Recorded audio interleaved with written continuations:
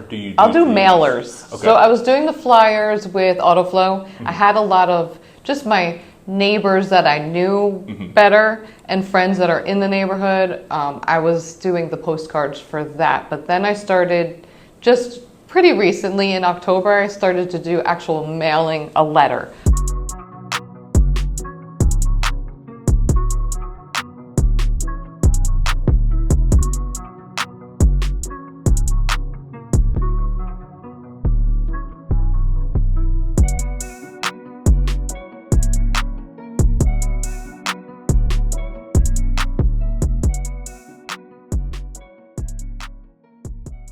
Hi everybody, welcome back to another Workout Wednesday. Thank you for joining us for another week's video. This week we have a very special guest out of our Ponte Vedra office, Nicole Neary. Hi. Welcome. Thank you. It's fun to get you on. I love coming out to the Ponte Vedra office. It's a great day. I love this office. So yeah, it's a lot better weather than we've been having these past couple weeks. Yes, finally. Yeah, I know. And players are coming up, so I mean that's just exciting time to be in Ponte Vedra. It is. Before we get into our topic today, which is going to be geo-farming, I want to learn just a little bit more about you. What are a couple of things about you that you feel best describe you as a real estate agent and just as a person in general? As a real estate agent, I'm really friendly and I make friends with the clients that I get. A lot are coming from up north, so they aren't familiar with here, so I like to be friendly, and sometimes I introduce them to my kids, and so that is about me. I've got 3 kids. I'm in the teenage years. My youngest is 11 and the others are teenagers, but we're football playing, busy family, and it's fun because you meet a lot of clients on the sidelines of a football field, so it all works out perfectly. That's amazing. For starting on the topic of geo-farming, what does your decision process look like for whenever you're choosing either a neighborhood or an area to farm? I did my own neighborhood. So I've lived in Fairfield community right here in Ponte Vedra Beach since I moved here 10 years ago. So I've had a couple houses in there and my parents live in there as well. So for that community, I'm around, I know it well. If someone asks me a question, I know about which street is where and all of that. So I focus on Fairfield. Awesome. Have you ever considered doing multiple areas, or do you find it easier just to be more knowledgeable in that singular area? I'd like to be more knowledgeable. I feel like the neighbors will see me selling a house in there, so they already know that I'm a realtor, and they see me walking the dog and see me running around with the kids on the golf cart to the bus stop. So I feel like if you're seen by the neighbors in that community, it's so much easier to farm out than to be a stranger mailing postcards to a different neighborhood. I agree.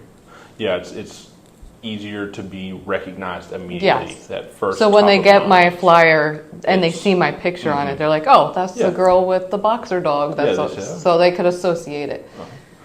I like that. There are many different methods of being a farmer, or for farming in real estate. Excuse me. That's either door knocking, or you're sending out flyers, or it's door knock. That would make me so nervous. So I have not door knocked. I will go to go to things that the neighborhood does, but not like knocking on people's door. And I've felt that's a very common trend across many real estate agents. Some are straight open for it. They're like, shoot, I'm going to go knock on that person's door. But I feel like a lot of people lean more towards like, I don't want to randomly just walk into somebody's house. I feel like it's a little awkward, especially nowadays. You never know who's coming to your door. So do you focus on a lot of those flyers, or do you? I'll do mailers. Okay. So I was doing the flyers with AutoFlow. I had a lot of just my neighbors that I knew better and friends that are in the neighborhood. I was doing the postcards for that, but then I started just pretty recently in October, I started to do actual mailing a letter. So I'm trying to do it every other month, and it's a letter that'll all look consistent, and then something of some kind of value that will make them keep looking at what I'm sending in the envelope. A brochure on things to sell your house, tips and tricks and stuff like that. And then I did one of what sold in our neighborhood in 2024. So I feel like if they open up the letter, they'll see consistently on the cover letter, it'll have what's for sale currently. So I feel like if they'll keep going, if there's something of somewhat of value that they might want to see, whether they're buying or not, or selling or not, I feel like they'll still look at it. Mm-hmm. And you felt this is your most effective method whenever you are farming? Yes. Awesome. How are you measuring your return on investment for it? So I've sold in the neighborhood, and I've have clients that have purchased also, but I haven't had anyone call me yet just saying, oh, I got your letter. Yes. I have had someone in the supermarket tell me they got my auto flow, so I was like, yes, it's working. So I'm on the radar, I know, and I've had people reach out to me from the letters that I've been sending and saying, oh, I see, like, it's mostly friends or neighbors that have my phone number, and they'll say, oh, I saw your letter and I like your headshot, or something like that. So they're getting it and they're seeing it. The biggest investment is time. It takes forever to get it all prepared, and then folding the letters, printing the letters, folding them up, putting stuff in the envelopes, addresses, all of that. But last time I recruited my 11-year-old, so he helped me out. How long does it typically take you to see some results? Have you measured that at all?